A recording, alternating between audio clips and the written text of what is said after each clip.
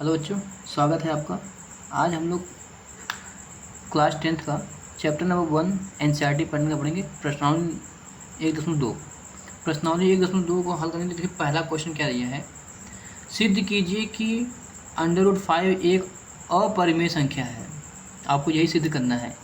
तो ऐसे चीज़ों को सिद्ध करने के लिए सबसे पहले आप लोग क्या करते हैं, सबसे पहले क्या करेंगे, हम लोग इसको लिखेंगे हल। ठीक, ध्यान दीजिए बच्चों, आप लोग रील्स बहुत देखते हैं जो कि बहुत बुरी चीज़ है। 25 सेकंड के वीडियो को आप देखने के लिए न जाने कितनी बार स्क्रॉल करते हैं, सिर्फ 25 सेकंड के देखने के लिए। उसे दिमाग आपका संकुचित हो चुका है, सिर्फ केवल 25 सेकंड में ही समाहित हो चुका है। किसी भी कहानी को आप 25 सेकंड में ख़त्म करना चाहते हैं तो ये अच्छी बात नहीं है। रील्स बहुत बेकार चीज़ है। एक बार आदत पकड़ लेते हैं तो बार बार वही जल्दी छूटता भी नहीं बच्चों। बहुत बुरी चीज़ है, रील्स ना देखें कीजिए आप लोग पूरी तरह से खाली जो है पढ़ाई पे ध्यान दीजिए।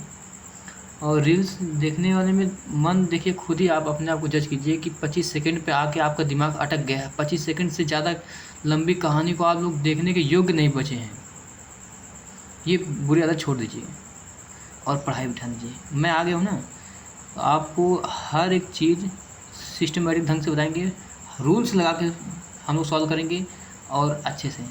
ठीक है बच्चों, तो देखिए क्या बोला है, सिद्ध कीजिए कि √5 एक अपरिमेय संख्या है। तो पिछली क्लास में जब हम लोगों ने बताया था, पिछली वीडियो में मैंने आप लोगों को बताया था कि √2 √3 कैसे अपरिमेय संख्या है, वो सिद्ध किया था। ठीक उसी तरह ये भी है, कोई कठिन नहीं है। पिछली वीडियो आप लोग चाहे तो देख सकते हो, कोई कठिन नहीं है बच्चों, एकदम आसान है।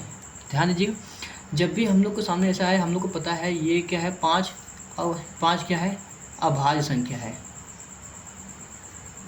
अभाज्य संख्या है। और जब अभाज्य संख्या का करनी करते हैं तो वो क्या होता है, अपरिमेय संख्या होता है। यहाँ तक तो किसी को दिक्कत नहीं होगा। तो ये देखने से ही लगता है कि अपरिमेय संख्या है। तो लेकिन हमें क्या करना होगा, जब ऐसी सिचुएशन दे एग्जाम में कि ये दिया हुआ है, इसे सिद्ध कीजिए अपरिमेय संख्या है, तो आप क्या करेंगे, माना √5 एक परिमेय संख्या है। परिमेय संख्या है, यहाँ तक किसी को दिक्कत नहीं होगा। ये एक क्या है, परिमेय संख्या है। हमने मान लिया है कि जो चीज़ ये बोला उसका अपोजिट, अगर ये परिमेय संख्या सिद्ध नहीं होता तो मतलब क्या है, ये अपरिमेय संख्या है। इसलिए हमने क्या किया है, माना √5 एक परिमेय संख्या है। तो आप देखिए, जब परिमेय संख्या आपने माना है, √5 को क्या लिखेंगे, p/q के रूप में, जहाँ p और q एक पूर्णांक है, ठीक है। अब इसका रूल देख लीजिए, नियम क्या क्या कहता है।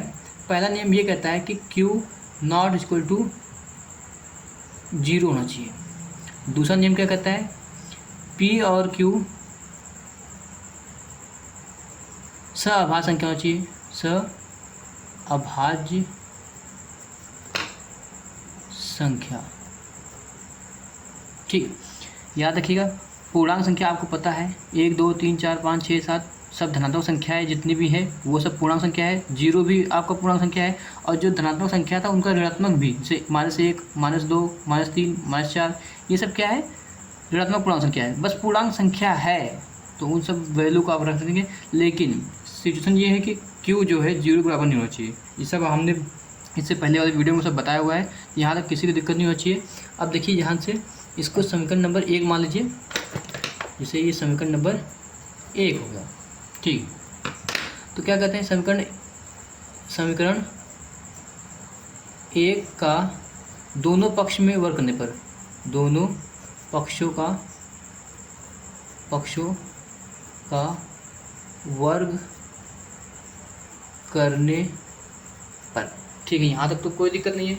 दोनों पक्षों का हम लोग वर्ग करते हैं।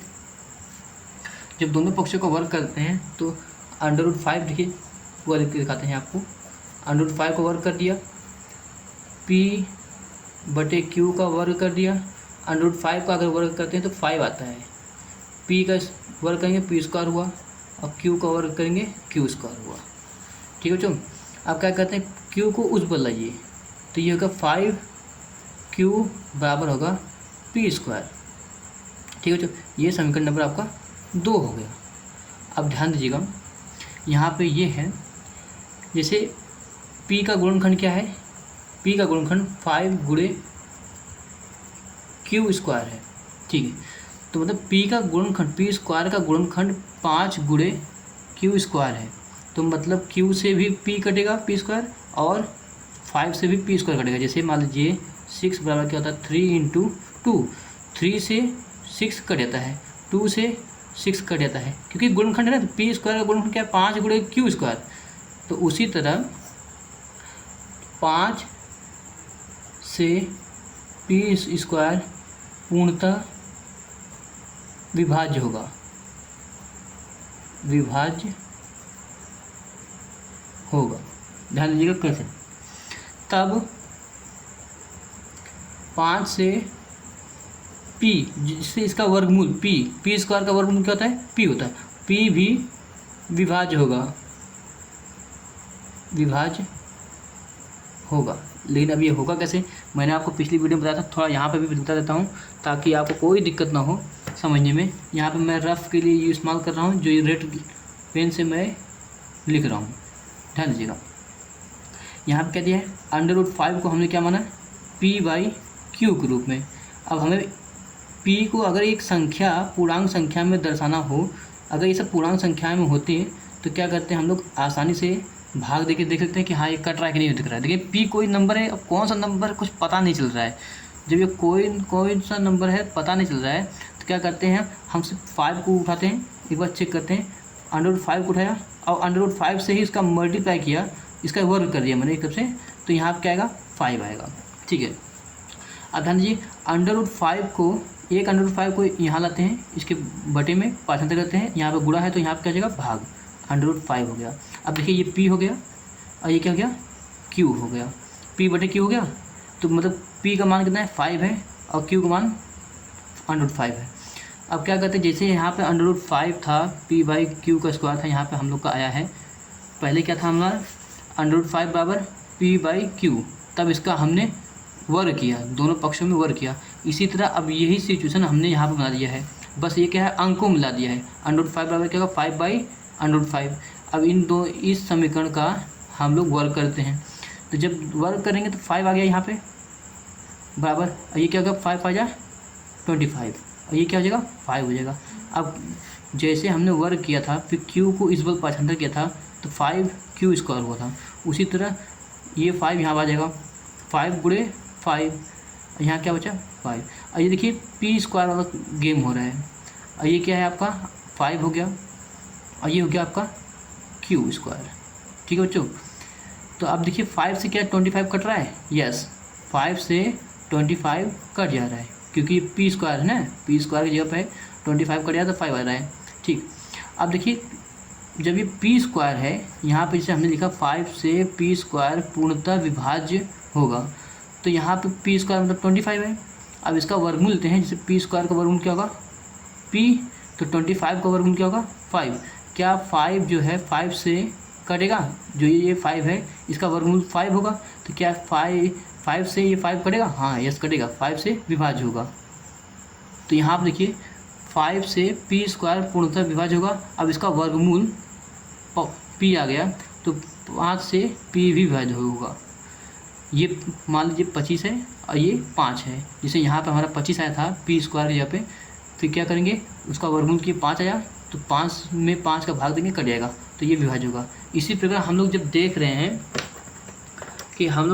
कि ये कि 5 से तो विभाज्य हो गया, ये P का ही चक्कर चल रहा है, P का जितना भी गुणनखंड हो रहा है, जैसे P का गुणनखंड हुआ 5 गुणे Q², तो P² को 5 काट दिया, फिर P को भी 5 ने काट दिया, तो P बहुत परेशान हो गया। तो क्या करेगा, P ने क्या किया, अब पुनः P ने कहा कि मैं अपना गुणनखंड बनाऊंगा, लेकिन Q को छोड़ के 5 से ही गुणनखंड करूंगा, क्योंकि 5 ही उसको बार बार काट रहा है। तो P ने क्या किया, P बराबर 5R रख दिया। अब इसने कहा कि दोनों पक्षों में वर्ग कर देते हैं, दोनों पक्षों में वर्ग करने पर ध्यान दीजिएगा, दोनों पक्षों में वर्ग करने पर तो क्या आ जाएगा, ये हो जाएगा पी स्क्वायर बराबर 5 आर स्क्वायर हो गया। ठीक है, अब इस समीकरण को देखिए जो बन गया है, पी स्क्वायर यहाँ पर भी है, पी स्क्वायर यहाँ पर भी है, तो क्या करते हैं, पी स्क्वायर की वैल्यू यहाँ पे है और पी स्क्वायर की वैल्यू यहाँ पे है, तो मैं इस पी स्क्वायर की वैल्यू उठाकर समीकरण नंबर 2 में रखता हूँ, यहाँ पर पी की जगह स्क्वायर जगह पे, तो मतलब ये चीज़ें उठकर यहाँ चल जाएगा। तो लिखते हैं समीकरण 2 और 3 से। ठीक है बच्चों, 2 और 3 से क्या निकल जाएगा उसी को हमें देखना है। तो इसको उठा के पी स्क्वायर रखता हूँ, तो यहाँ पहले क्या था समीकरण नंबर 2 में 5q स्क्वायर बराबर, तो क्या आ जाएगा 25 आर स्क्वायर। 5 से 25 कटा क्या आएगा, क्यू स्क्वायर बराबर ये 5 हो जाएगा 5 आर स्क्वायर। अब देखिए जो सिचुएशन यहाँ बन रहा था पी स्क्वायर बराबर 5q स्क्वायर, वहाँ अब q के लिए बन रहा है, q स्क्वायर के लिए 5 मतलब q का गुणनखंड क्या है 5 गुणे आर स्क्वायर, तो मतलब 5 से q स्क्वायर विभाजित होगा, अतः 5 से q स्क्वायर पूर्णतः विभाजित होगा, विभाज्य होगा। तब 5 से q भी पूर्णतः विभाज्य होगा। ठीक है बच्चों, विभाज्य होगा। अब ध्यान दीजिएगा, जो हम लोग का परिमेय संख्या का नियम था, परिमेय संख्या का नियम क्या था, p बाई क्यू के रूप में होना चाहिए और दोनों p और q सहभाज्य होना चाहिए। जैसे हमने शुरू में क्या लिखा था, शुरू में लिखा था p और q सहअभाज्य संख्या होना चाहिए, मतलब दोनों ऐसी संख्या होना चाहिए जो किसी एक अन्य संख्या से न कटे। जैसे आपके पास आता है 11/10, 11 खुद के पहाड़ में कटेगा, 10 तो 2 से कटेगा लेकिन 11 को 2 से नहीं काट पाएगा, 2 से नहीं। फिर ये क्या होगा, अगर ये 5 से कट रहा है तो 5 से 11 नहीं कट रहा है, तो दोनों क्या होगा, दोनों का HCF क्या आ रहा है, 1 आ रहा है, तो मतलब दोनों का HCF 1 आता है, तो मतलब ये 11 और 10 क्या है, सहअभाज्य संख्या है। लेकिन जो यहाँ पे हमारा घटना घटा है इसको देखिए, 5 से P भी विभाज्य होगा, 5 से Q भी विभाज्य होगा।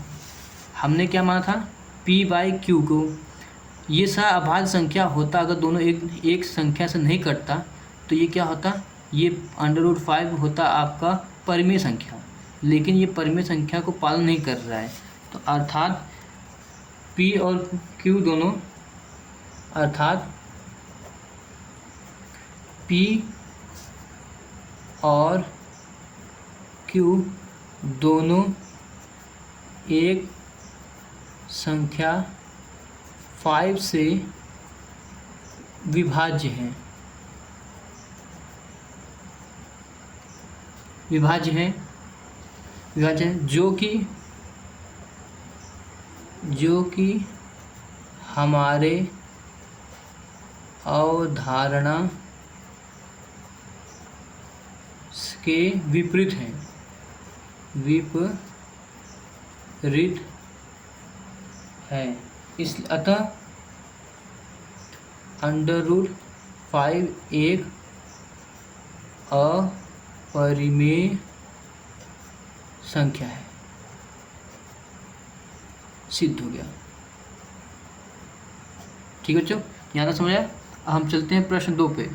देखिए बच्चों, प्रश्न 2 क्या कहता है, सिद्ध कीजिए कि 3 + 2 √5 एक अपरिमेय संख्या है। अब इसे आपको सिद्ध करना है अपरिमेय संख्या है, तो सबसे पहले आप लोग ध्यान दीजिएगा कि जो चीज़ें पूछा है कि उसको सिद्ध करना है कि अपरिमेय संख्या है, तो उसका आप उल्टा हम लोग करते हैं। जैसे मान लीजिए क्या होते हैं, हल जब लिखते हैं तो क्या कहते हैं, माना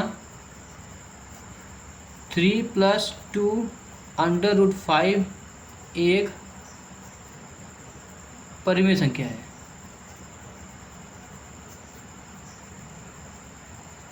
संख्या है, ठीक है। ये परिमेय संख्या हो गया। अब क्या करते हैं, जब परिमेय संख्या लिखिए तो क्या करें, 3 + 2 √5 = p/q, जहाँ पर p और q क्या है, पूर्णांक है। नियम क्या कहता है, नियम यह कहता है, पहला नियम कि q नॉट = 0, और दूसरा नियम यह कहता है q और p सअभाज्य होना चाहिए, सअभाज्य संख्या है। बताइए यहाँ तक सही है। तो क्या करते हैं, यहाँ पर दिया है 3 + 2 √5 = p/q। अब आपको पता है कि जो अभाज्य संख्या होता है, अभाज्य संख्या, उसका करनी करेंगे तो क्या होगा, अपरिमेय। आपको पता था, जैसे 2, 5, 3, 7, 11, ये सब क्या है, अभाज्य संख्या है। अभाज्य संख्या का अगर हम लोग करनी कर देंगे तो क्या होगा, अपरिमेय संख्या होगा। तो यहाँ पे 5 क्या है, अपरिमेय संख्या है। और हमने क्या पढ़ा था कि परिमेय संख्या में अगर परिमेय जोड़ेंगे तो आपका परिमेय निकलेगा, जोड़ेंगे या घटाएंगे दोनों। यदि परिमेय संख्या में अपरिमेय संख्या जोड़ेंगे तो क्या होगा, अपरिमेय निकलेगा। ठीक है, इतना समझ आ रहा है। यदि परिमेय संख्या में अपरिमेय संख्या का गुणा करेंगे तो निकलता है अपरिमेय। बताइए याद है। तो 2 से 2 क्या है, परिमेय संख्या है, बटे में 1 कर दिए तो p/q के रूप में हो गया। 2 क्या है, परिमेय संख्या है, और ये क्या है, अपरिमेय संख्या है। दोनों का गुणा होगा तो मिल क्या होगा, अपरिमेय ही होगा। लेकिन सिद्ध कैसे करेंगे, क्या करेंगे, जो अपरिमेय संख्या है उसको सिद्ध करने के लिए क्या करना होगा, ये इसको अकेला करना होगा। इसको अकेला करने के लिए क्या करेंगे, पहले यहाँ प्लस में 3 है, इसको यहाँ पर कर दीजिए तो क्या आ जाएगा, नेक्स्ट लाइन में 2 √5 p/q, और ये क्या है, प्लस में 3 है तो -3 हो गया। अब 2 को भी वहाँ लीजिए, √5 है बराबर, तो क्या करेंगे, p/2q, दोनों में आता है ना, जैसे ये आएगा तो इसमें भी बटे में 2 हो जाएगा और इसमें भी बटे में 2 हो जाएगा, -3/2। बताइए यहाँ तक सही है। अगर हम लोग परिमेय संख्या का गुणा परिमेय संख्या में करेंगे, जैसे परिमेय संख्या में परिमेय संख्या का गुणा करेंगे तो हमारे पास परिमेय ही मिलता है। ठीक है बच्चों, तो ये p/q आपको पता है परिमेय संख्या है, और इसमें ये भी 2 क्या है, परिमेय संख्या है। जब p/q में 2 का गुणा हो रहा है तो ये क्या होगा, परिमेय संख्या होगा। 3/q परिमेय संख्या है, p/q के रूप में है। ठीक, ये क्या, अपरिमेय संख्या है। अब देखिए यहाँ से ये तो अभाज्य संख्या का गुणनफल है, मतलब अंडर रूट है, ये तो अपरिमेय है। लेकिन ये देखिए अपरिमेय संख्या में, मतलब परिमेय संख्या में अगर परिमेय संख्या घटाया जाए, देखिए मैंने क्या लिखा था, परिमेय संख्या में कोई भी परिमेय संख्या अगर घटाया या जोड़ा जाए तो परिमेय संख्या निकलता है। तो मतलब ये पूरी तरह से परिमेय संख्या है बच्चों। देखिए बच्चों, मैंने क्या किया, √5 p/2q था, -3/2, ये हमने ला दिया। क्या किया कि यहाँ से 3 प्लस में था, यहाँ पे 75 कर दिया, प्लस में 3 था तो -3 हो गया। फिर यहाँ पे 2 था, उसको 75 कर दिया तो यहाँ बटे में 2 आ जाएगा, और यहाँ पे भी बटे में आएगा, क्योंकि अगर यहाँ ब्रैकेट ला के 1/2 करेंगे तो इसमें भी गुणा होगा और इसमें भी गुणा होगा। √5 क्या है, अपरिमेय संख्या है। अब देखिए यहाँ से p/q क्या है, परिमेय संख्या है, और परिमेय संख्या में ये 2 का गुणा करेंगे, परिमेय संख्या ये भी है, तो परिमेय संख्या का गुणा परिमेय, देखिए परिमेय संख्या का गुणा अगर परिमेय संख्या में करेंगे तो परिमेय संख्या निकलता है। तो -3/2 ये क्या है, परिमेय संख्या, p/q के रूप में है, तो ये परिमेय संख्या है। तो परिमेय संख्या में देखो, परिमेय संख्या में यदि परिमेय संख्या जोड़ा या घटाया जाए तो परिमेय संख्या निकलता है। ये परिमेय संख्या है, तो परिमेय संख्या में परिमेय संख्या को हम लोग घटा रहे हैं तो क्या निकलेगा, परिमेय संख्या। तो जब ये परिमेय संख्या निकल गया है, ये क्या है आपको पता है, अभाज्य संख्या है। अभाज्य संख्या का करनी तो ये हो जाएगा अपरिमेय संख्या। तो ये अपरिमेय संख्या जो है p/2q के रूप में जब लिखेंगे -3 तो इसके बराबर नहीं होगा, क्योंकि परिमेय संख्या है और ये क्या अपरिमेय संख्या है। अतः हमारी अवधारणा के विपरीत √5 है जो कि एक अपरिमेय संख्या है।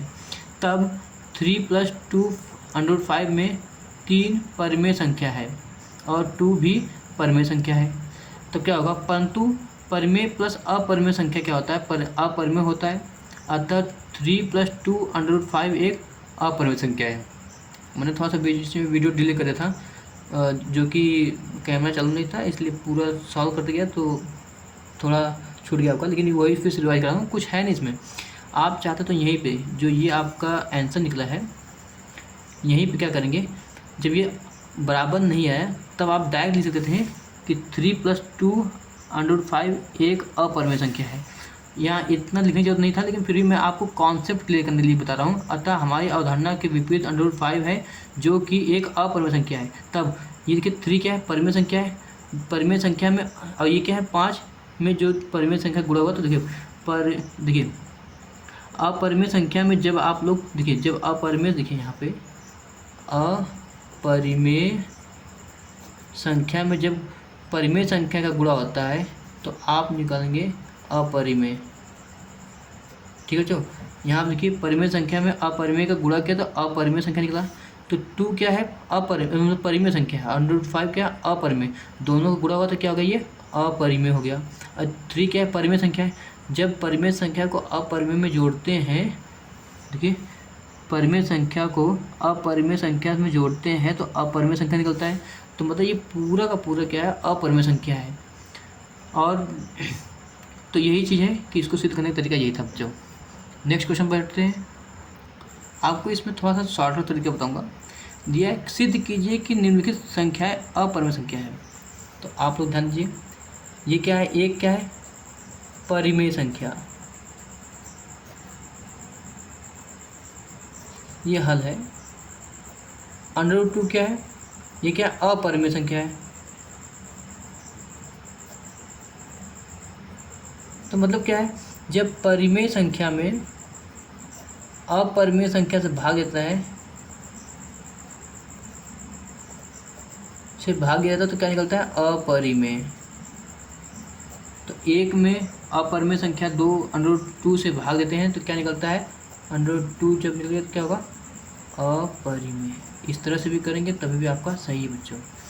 इसमें क्या होगा? 7 क्या है? परिमेय संख्या। √5 क्या है? ये तो अभाज्य संख्या का अंडर है, तो ये क्या होगा? अपरिमेय।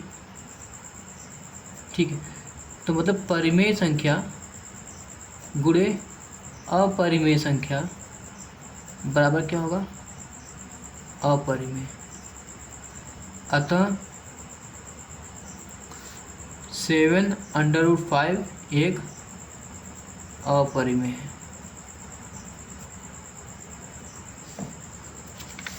और उसी तरह ये देखिए 6 क्या है?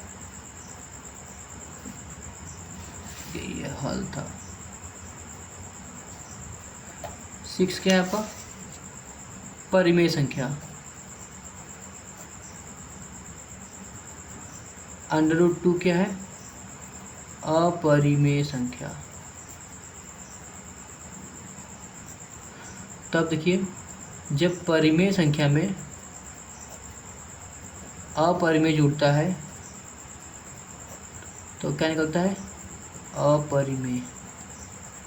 तो क्या आएगा? 6 + 2, अतः 6 + 2 एक अपरिमेय संख्या है।